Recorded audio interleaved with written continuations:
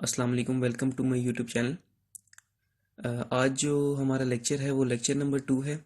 और लेक्चर में आगे जाने से पहले मेरी रिक्वेस्ट है कि चैनल को सब्सक्राइब करें, वीडियो को लाइक करें और बेल आइकन को ज़रूर क्लिक करें और वीडियो को जितना हो सकता है शेयर करें। थैंक्स।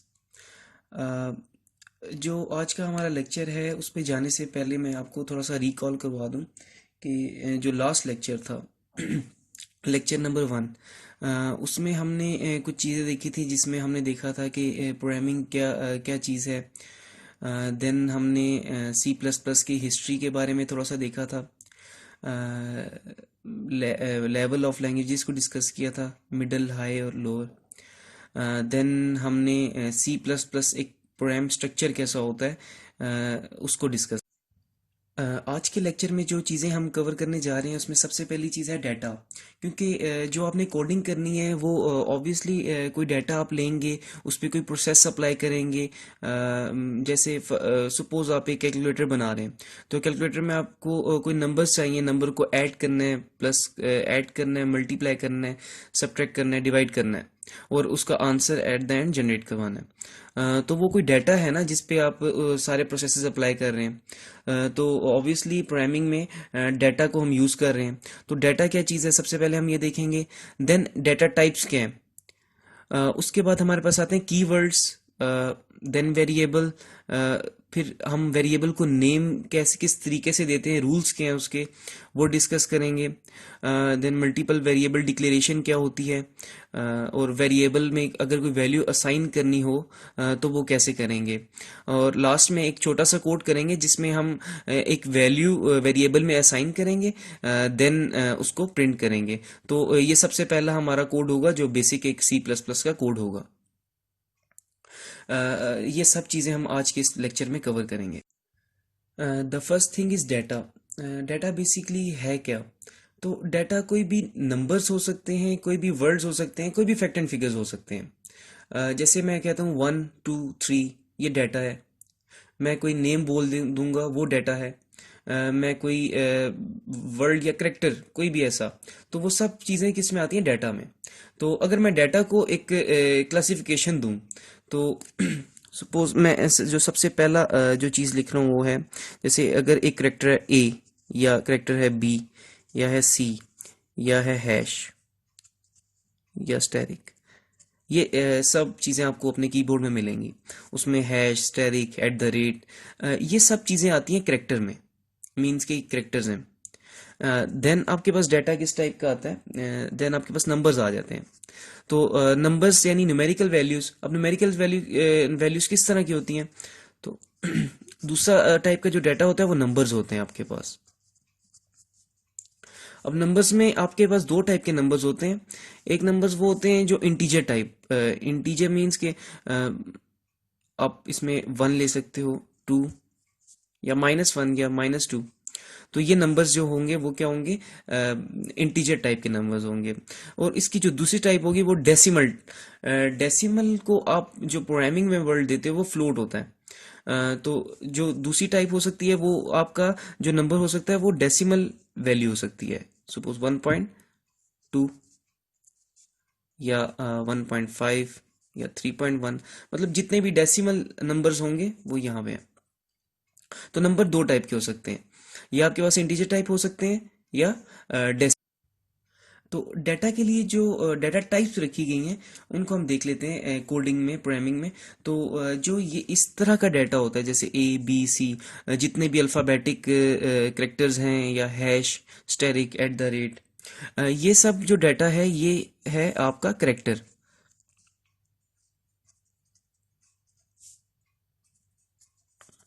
और कोडिंग में इसके लिए जो कीवर्ड यूज होता है वो CHAR, ये कीवर्ड आप यूज करते हैं कोडिंग में। और जो आपके नंबर्स वाले डाटा है वो उसके लिए जो आपके कीवर्ड यूज होते हैं वो या तो इंटीजर होता है, अगर आपके पास डेसिमल में है तो फ्लोट यूज होगा। अब डेसिमल में भी आगे दो चीजें आती हैं। अगर तो सिंपल एक लॉन्ग डेसिमल पॉइंट वैल्यू नहीं है तो फ्लोट यूज होगा। और अगर डेसिमल वैल्यू ज़्यादा है, जैसे 3 1.301111 मीन्स के डेसिमल पॉइंट के बाद आपके जो नंबर्स हैं वो ज़्यादा हैं, तो इसके लिए फ्लोट की जगह आप यूज़ कर सकते हैं डबल। इसी तरह अगर इंटीजर में कोई बड़ी वैल्यू है तो आप लॉन्ग भी यूज़ कर सकते हैं। ये इन इस तरह के डाटा के लिए डाटा टाइप्स हैं जो कि आपके सी प्लस प्लस में पहले से प्री डिफाइंड हैं। देन उसके बाद अगर एक और डाटा टाइप हम देखें तो एक डाटा टाइप है बूलियन। अब बूलियन में आपके पास या ट्रू आता है डाटा या फॉल्स आता है, इसमें दो टाइप का ही डाटा होता है, या ट्रू या फॉल्स। तो ये भी हम यूज करते हैं। तो ये था बेसिकली डाटा और डाटा टाइप का कंसेप्ट। तो ये आपकी कोडिंग में यूज होना है। तो हमने जो चीज़ें कवर की उसमें डाटा, देन डाटा टाइप्स, और डाटा टाइप्स कैसे इंटरलिंक्ड हैं ये मैंने आपको बता दिया। देन उसके बाद जो थर्ड चीज़ है वो कीवर्ड्स हैं। अब कीवर्ड्स क्या होते हैं? कीवर्ड्स उन वर्ड्स को कहते हैं जो कि आपके प्रोग्रामिंग में रिजर्व कर दिए गए हैं सी लैंग्वेज के लिए।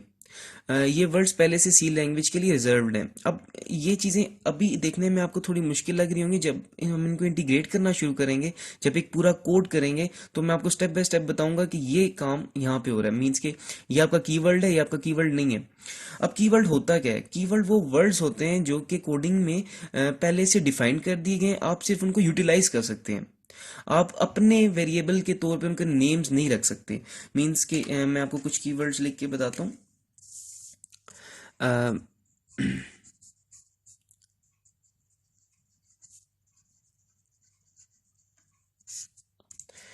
जैसे फॉर है।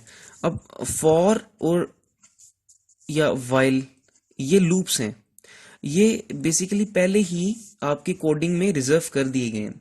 उसके बाद आपके पास इंट, जैसे मैंने आपको बताया था इंट, और आगे इन टाइप के आपने अगर कोई भी वेरिएबल लेना है इन टाइप का, तो आप उसके लिए इंट का डाटा टाइप यूज करेंगे। तो ये as a data type reserve word रख दिया गया है। तो ये की वर्ड है, आप इसको अपने लिए यूज नहीं कर सकते, ये प्रोग्राम के अंदर आप यूटिलाइज कर सकते हैं। अब यूटिलाइज कैसे करेंगे, हम जो फर्स्ट कोड करेंगे उसमें आपको बताऊंगा मैं। उसके अलावा जैसे फ्लोट मैंने आपको बताया था, तो ये फ्लोट भी एक रिजर्व वर्ड है। देन आपके पास आ जाता है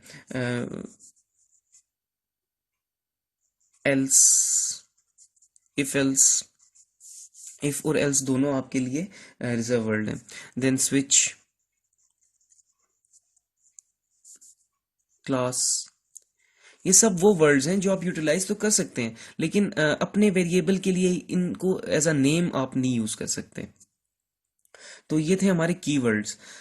कीवर्ड्स में अभी इतना ही काफ़ी है। जब अब हम कोड की तरफ जाएंगे तो आपको एग्जैक्टली क्लियर हो जाएगा कि कीवर्ड्स कहाँ पे यूज़ हो रहे हैं और वेरिएबल क्या है। नेक्स्ट जो आपकी चीज़ है वो है variable. Next thing is variable. Variable basically एक स्टोरेज एरिया होता है या स्पेस होता है जिसकी वैल्यू हमेशा चेंजेबल होती है। मतलब आप उसकी वैल्यू में कोई भी चेंज ला सकते हैं। कोई कांस्टेंट वैल्यू नहीं होती इसकी। तो जब आप कोडिंग करते हैं और वेरिएबल डिक्लेयर करते हैं तो वो वेरिएबल मेमोरी में टेम्परेरी जगह बना लेता है। मीन्स कि वो रैम में जाता है, टेम्परेरी जगह बना लेगा। तो मैं जो रैम है या मेमोरी है उसके अंदर एक जगह उसको अलॉट हो जाएगी। अब उसके अंदर आपने कोई कैरेक्टर रखा है या उस मेमोरी में आपने कोई इंटीजर वैल्यू रखी है, ये आप पे डिपेंड करता है कि आपने क्या डाटा टाइप यूज़ किया है। अगर आप इंटीजर डाटा टाइप यूज़ करके एक वेरिएबल ले रहे हैं और उस वेरिएबल में 10 अलॉट कर रहे हैं, तो वो 10 उस स्पेस में जाके सेव हो जाएगा। तो ये आपके ऊपर डिपेंड करता है। अब वेरिएबल का नेम हम देते कैसे हैं और वेरिएबल का नेम देने की टेक्निक्स क्या हैं, वो तो सबसे पहली जो चीज़ है कि इसका जो नेम है वो यूनिक होना चाहिए। अगर आप एक कोड के अंदर अगर आप एक कोड के अंदर वेरिएबल्स ले रहे हैं तो एक ही नेम के दो वेरिएबल्स नहीं हो सकते। एक नेम का एक ही वेरिएबल होगा। अगर आपने एक वेरिएबल का नेम ए रखा है तो उस पूरे कोड के अंदर मेन की बॉडी की बात करूं, मेन की बॉडी के अंदर उस कोड में ए नाम का दूसरा वेरिएबल आप नहीं ले सकते। जैसे अगर आपने इंटीजर ए डिफाइन कर दिया है, इंटीजर वैल्यू के लिए एक वेरिएबल नेम ए डिफाइन कर दिया है, तो आप एक करेक्टर ए नहीं ले सकते। करेक्टर ए का मतलब करेक्टर टाइप का एक नया वेरिएबल ए के नाम से नहीं रख सकते, क्योंकि आपने इंटीजर ए के नाम से रख दिया है। तो सबसे पहली चीज़ ये है कि वो नेम यूनिक होना चाहिए। अब इसके रूल्स क्या हैं, वेरिएबल का आपको पता लग गया, तो हमारा जो फोर्थ टॉपिक था वो कवर हो गया। देन इसके वेरिएबल के नेमिंग रूल्स क्या होते हैं, तो सबसे पहले हम रूल्स देख लेते हैं। तो सबसे पहले मैं आपको बता दूं जो स्ट्रक्चर था हमारा। तो जो स्टार्ट सबसे पहली चीज़ थी वो थी प्री प्रोसेसर डायरेक्टिव, मींस के हैश इंक्लूड। इसके अंदर अगर हमारी कोई लाइब्रेरी है तो वो आ जाएगी, IO stream, S T D IO या कोनियो। देन एक जो मेन की बॉडी है, क्योंकि मेरा प्रोग्राम अभी कोई वैल्यू रिटर्न नहीं कर रहा तो मैं इसका वाइड रखूँगा।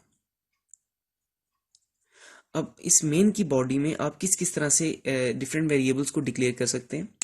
तो मैं एक इंटीजर टाइप लेता हूँ। मैंने एक नंबर लेना है सपोज, तो इंटीजर यूज़ करूँगा। ऑब्वियसली वो नंबर डिपेंड करता है, अगर वो नंबर इंटीजर है तो इंटीजर यूज़ करूँगा, अगर वो नंबर डेसिमल में है तो फ्लोट यूज़ करूँगा। तो मैं ले लेता हूँ इंटीजर। और मैंने आपको बताया था कि इंटीजर में आई एन टी का यूज़ होगा। और याद रखिएगा जो कीवर्ड्स होते हैं, एक चीज़ हम थोड़ी सी मिस कर गए, जो कीवर्ड्स होते हैं वो हमेशा स्मॉल लेटर से स्टार्ट होते हैं, वो कैपिटल लेटर से स्टार्ट नहीं हो सकते। इंटीजर नाम मैं रखता हूँ ए। जैसे ही मैं यहाँ पे मैं सेमी कॉलन से एंड कर देता हूँ लाइन को, तो जैसे ही मैं लाइन को एंड करूँगा और इसको कंपाइल करके एग्जीक्यूट करूँगा, तो आपकी मेमोरी में एक जगह एक स्पेस हो जाएगी 2 बाइट्स की, और जिसका नाम होगा ए। और उसके अंदर अभी हमने कोई वैल्यू अलॉट नहीं की है, क्योंकि वैल्यू असाइनमेंट हमने आगे जाके करनी है, अभी हम रूल्स कर रहे हैं। देन मैंने आपको एक चीज़ बताई थी कि मैं एक ही नाम के दो वेरिएबल्स नहीं ले सकता। तो मैं अगर इसी लाइन के नीचे दोबारा से इंट ए लिख देता हूँ तो यहाँ पे हमारे पास कंपाइलर एरर देगा, क्योंकि आप ऑलरेडी एक वेरिएबल ए के नाम से डिक्लेयर कर चुके हैं। देन एक वो चीज़ आती है यहाँ पे, अगर मैं कैरेक्टर डाटा टाइप का ए नेम के साथ एक वेरिएबल डिक्लेयर करता हूँ तो भी एरर आएगा, क्योंकि अगर आप बेशक डाटा टाइप चेंज कर दें, आपने नेम तो सेम रखा है, तो सेम नंबर के सेम नेम के दो वेरिएबल्स नहीं हो सकते, एक ही वेरिएबल होगा। तो होप सो आपको ये थोड़े से रूल्स समझ आ गए होंगे कि आप किस तरीके से वेरिएबल के नेम्स दे सकते हैं। देन एक चीज़ और मस्ट है कि यहाँ पे स्पेस मस्ट है, अगर आप स्पेस नहीं देंगे तो भी एरर आएगा। तो space is must between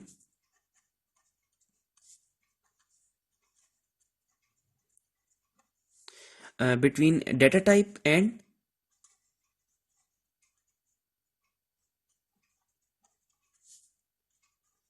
name of variable. तो आपका जो स्पेस है वो मस्ट है।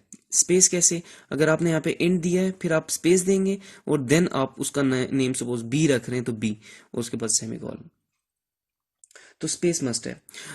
दूसरा जो रूल है वो ये है कि आप नेम जो है वो नंबर नहीं रख सकते, जैसे आप इंट 1 नहीं रख सकते नेम, जैसे बी ए तो रख सकते हैं लेकिन 1 नहीं रख सकते, तो यहाँ पे एरर आएगा। आप कोई नंबर से उसका 0 to 9 कोई भी नंबर है, आप उसका नंबर नहीं रख सकते नेम।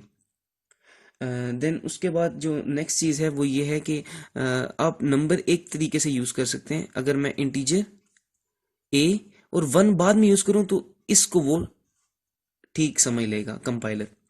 यहाँ पे वो एरर देगा, ये चीज़ ठीक है। मीन्स कि अगर आपने पहले एक कोई भी नेम में कोई करेक्टर रख दिया और आगे उसके 1 2 3 कोई भी नंबर यूज़ कर लिया तो ये बिल्कुल ठीक होगा।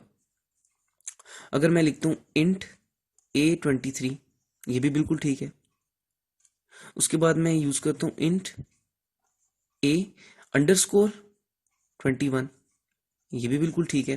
तो ये कुछ रूल्स हैं, ये चीज़ें आप यूज़ कर सकते हैं और ये चीज़ें आप यूज़ नहीं कर सकते हैं। स्पेस देना मस्ट है। उसके बाद आपका नंबर नहीं हो सकता, नेम नंबर नहीं हो सकता, नेम कोई करेक्टर हो सकता है। नेम आप अपने नेम पे भी रख सकते हैं, जैसे मैं इंटीजर काशिफ देन एक और चीज, नेम आप जो भी वेरिएबल का नेम रखते हैं वो कैपिटल लेटर में बिल्कुल रख सकते हैं, जैसे स्मॉल ए और कैपिटल ए।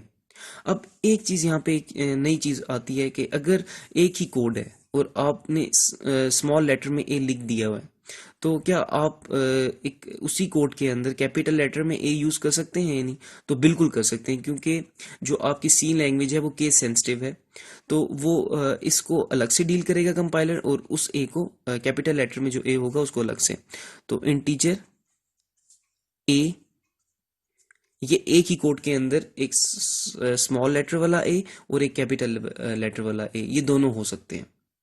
तो ये बेसिक कुछ रूल्स है जो आपको आने बहुत ज़रूरी हैं।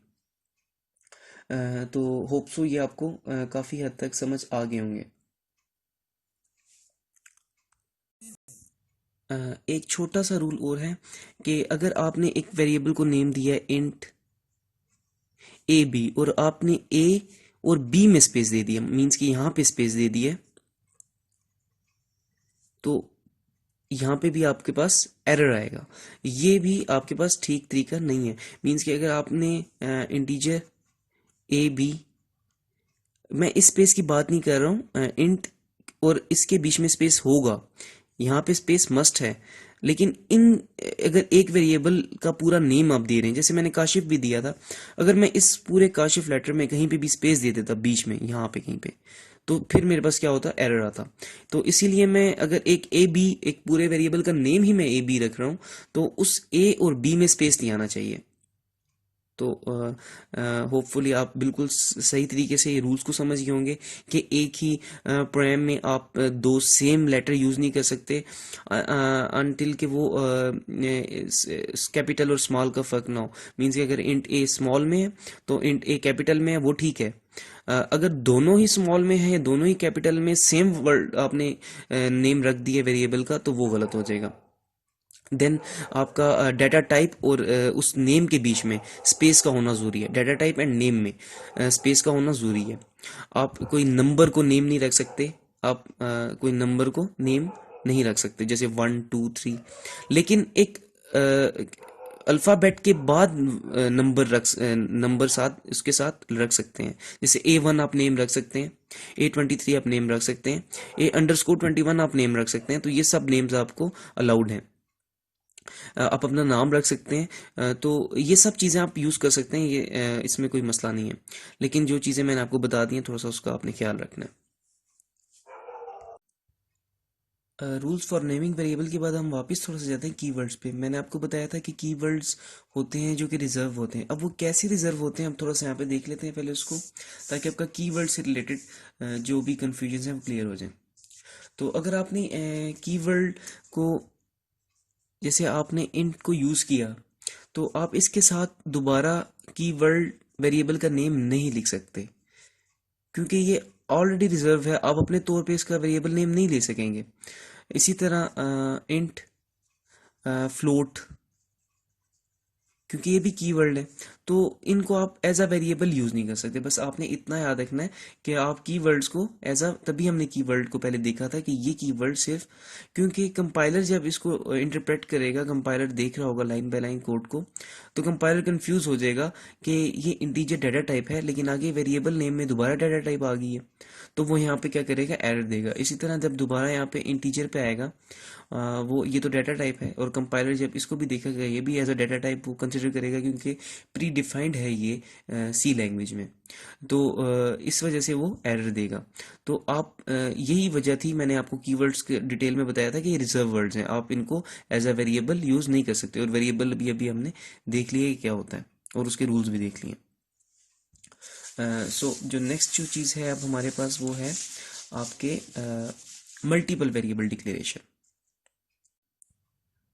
तो जो लास्ट हमने देखा था वो ये देखा था कि हम एक वेरिएबल डिक्लेयर करवा रहे हैं इन ए, या एक वेरिएबल डिक्लेयर करवा रहे हैं इन बी। तो अगर हमने इसी चीज़ को एक ही जगह पे करना हो, उसको हम बोलेंगे मल्टी वेरिएबल डिक्लेरेशन।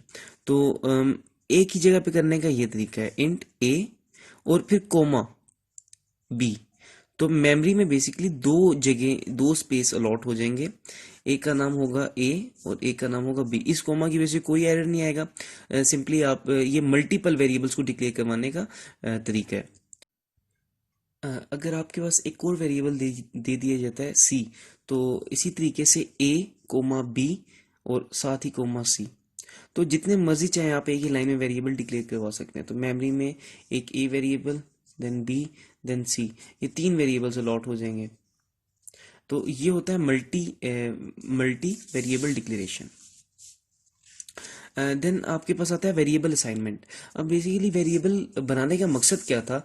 आपने ये जो स्पेसेस अलॉट हुए हैं इन वेरिएबल नेम्स को, ये एम्प्टी तो नहीं रखने। ऑब्वियसली इनमें कोई वैल्यूज आएंगी। इसमें 10 आ रहा है, इसमें 5। एग्जांपल मैं दे रहा हूँ कि ये वैल्यूज अगर इस तरह आ रही हैं, तो ये ये वैल्यूज किसी तरह आपने असाइन करनी है इनके अंदर। तो अब असाइनमेंट कैसे होती है इसकी? तो नेक्स्ट देख लेते हैं कि असाइनमेंट हम कैसे करेंगे।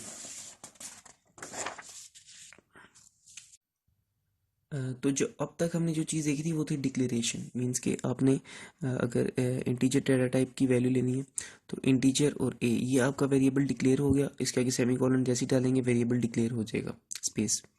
अगर इसमें वैल्यू असाइन करनी है, जो क्योंकि जो हमारा अभी जो टॉपिक चल रहा है वो वैल्यू असाइनमेंट है, तो आप वैल्यू असाइनमेंट करने के लिए सबसे पहले इसको कहते हैं असाइनमेंट ऑपरेटर।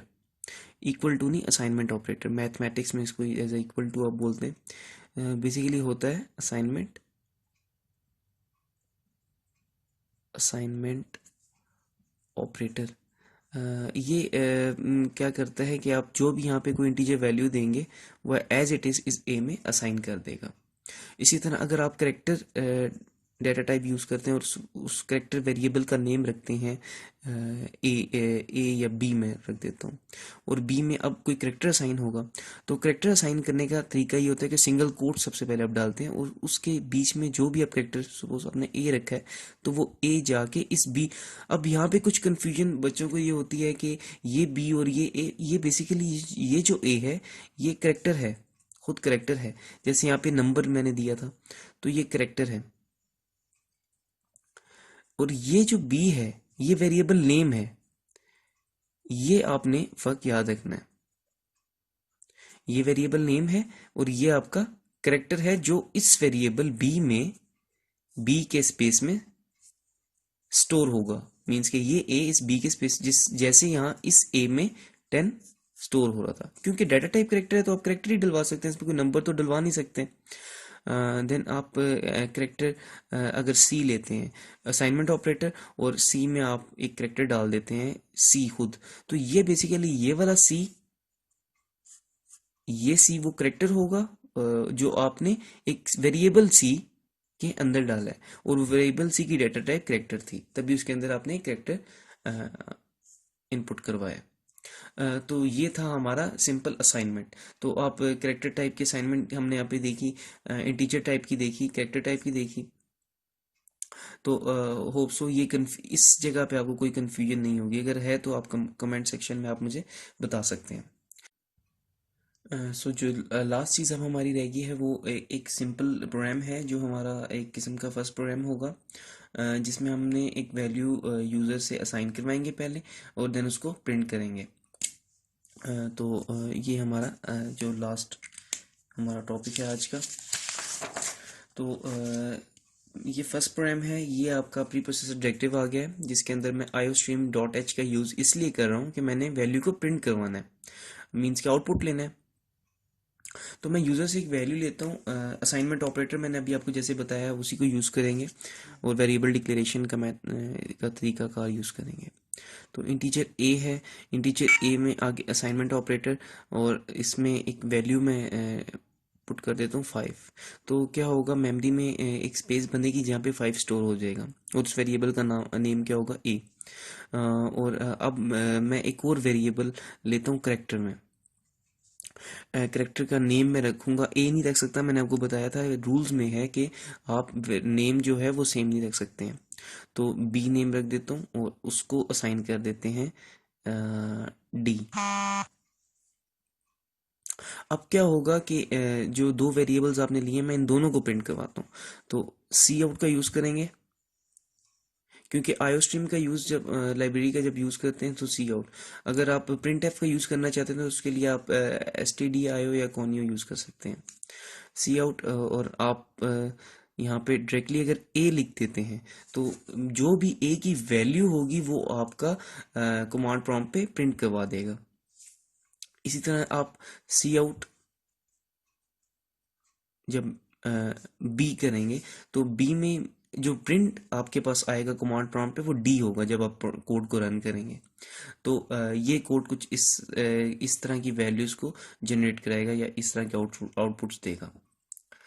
तो ये आपका बिल्कुल एक सिंपल फर्स्ट प्रोग्राम था जो कि एक आप वैल्यू असाइन करवा रहे थे और उन्हीं वैल्यूज को आपने प्रिंट किया। तो आज का ये हमारा लेक्चर था। मैं थोड़ा सा आपको बता देता हूँ कि हमने सो ये हमारा आज का लेक्चर था जिसमें हमने सबसे पहले देखा डाटा, देन डाटा टाइप्स को इंटरलिंक किया इसके साथ कि डाटा के लिए जैसे करेक्टर के लिए आपका करेक्टर CHAR डाटा टाइप होगी, इंटीजर की INT, डेसिमल के लिए फ्लोट। इसी तरह हमने कीवर्ड्स देखे। कीवर्ड्स वो वर्ड्स हैं जो आपके रिजर्व रख दिए गए हैं सी प्रोग्रामिंग में, कोडिंग में, और वो आप एज अ वेरिएबल यूज़ नहीं कर सकते। फिर वेरिएबल देखा कि ये वो स्पेस है जो अलॉट होती है मेमोरी में और उसका नेम आप रख सकते हैं। उसके लिए कुछ रूल्स हैं। अब वो रूल्स हमने देखे बड़ी डिटेल में। देन मल्टीपल वेरिएबल डिक्लेरेशन, अगर बहुत सारे वेरिएबल्स को एक साथ एक लाइन में डिक्लेयर करना हो तो कैसे करेंगे। देन लास्ट में हमने वेरिएबल असाइनमेंट देखी कि आप कोई नंबर ए वेरिएबल में डाल रहे हैं या तो किस तरह से डालेंगे, और हमने लास्ट में एक प्रोग्राम किया। तो ये हमारा आज का लेक्चर था। नेक्स्ट लेक्चर इंशाल्लाह जल्द में अपलोड करूँगा जो कि आगे हमारा डिटेल प्रोग्रामिंग में हम स्टार्ट करेंगे जिसमें हम कोई सिंपल टू नंबर्स को ऐड करवाएंगे या सब्ट्रैक्ट करवाएंगे या मल्टीप्लाई। तो आगे कुछ हम इस तरह के कोड स्टार्ट कर देंगे। अगर आज के लेक्चर में अगर आपको कोई चीज़ समझ नहीं आई है कुछ तो आप मुझसे कमेंट सेक्शन में अपनी क्वेरीज को डिस्कस कर सकते हैं। आज तक के लिए इतनी था। अल्लाह हाफिज़।